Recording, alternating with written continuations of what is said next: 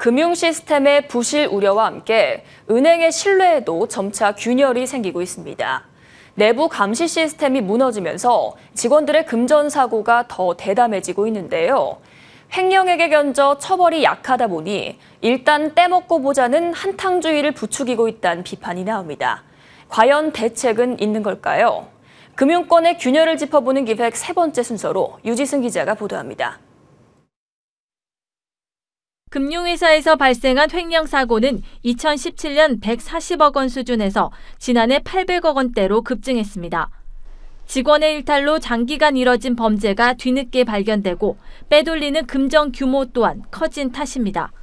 지난해에는 우리은행 직원이 무려 700억 원의 회사 돈을 빼돌렸고 최근 경남은행에서도 500억 원대의 횡령 사고가 발생했습니다. 두 사건 모두 PF 대출금을 빼돌렸다는 공통점이 있는데 PF 대출금을 한 번에 승인하고 은행 담당자가 공사 단계별로 돈을 쪼개서 입금하는 구조로 사고가 빈번했지만 여전히 방치된 겁니다. 내부 통제를 강화하라는 금융당국의 엄포에도 은행의 신뢰를 갉아먹는 사고는 오히려 늘고 있습니다. 지난주에는 대구은행 직원들이 실적을 높이기 위해 고객 몰래 1000개가 넘는 계좌를 개설한 사실이 드러났고 고객에게 손실 위험에 관한 상품 설명을 제대로 하지 않는 금융사들의 불안전 판매도 계속 논란입니다. 단기적 성과에 매몰돼 법을 어겨가며 고객을 속이고 있는 겁니다. 같이 은행은 예금자 등 국민의 신뢰를 잃으면 그 존재 기반이 사라지게 됩니다. 은행의 위기는 경제 시스템의 위기로 이어질 수 있습니다.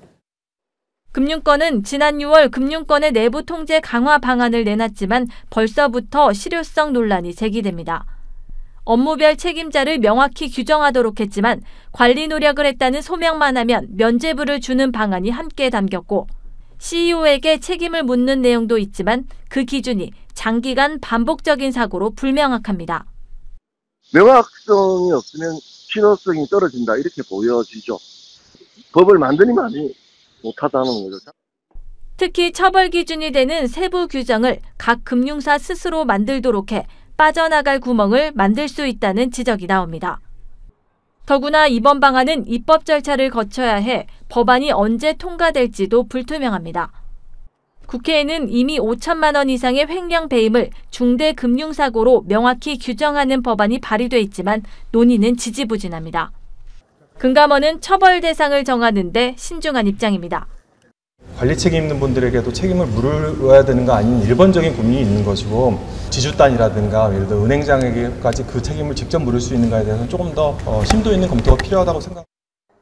지난 2017년부터 2022년 5월까지 금융권에서 발생한 횡령액 1,092억 원 중 환수된 금액은 127억 원으로 10%에 불과합니다. 횡령 시 형사처벌 최대 형량은 5년 수준인 반면 빼돌린 돈은 수백억 원. 금감원의 제재도 기관 경고와 임원 문책에 그칩니다. 매년 반복되는 금전사고에 붕괴된 금융사 내부 통제 시스템. 전문가들은 금융당국이 명확하고 강력한 처벌 근거를 만들지 못하면 은행권의 균열은 더 커질 것이라고 경고합니다.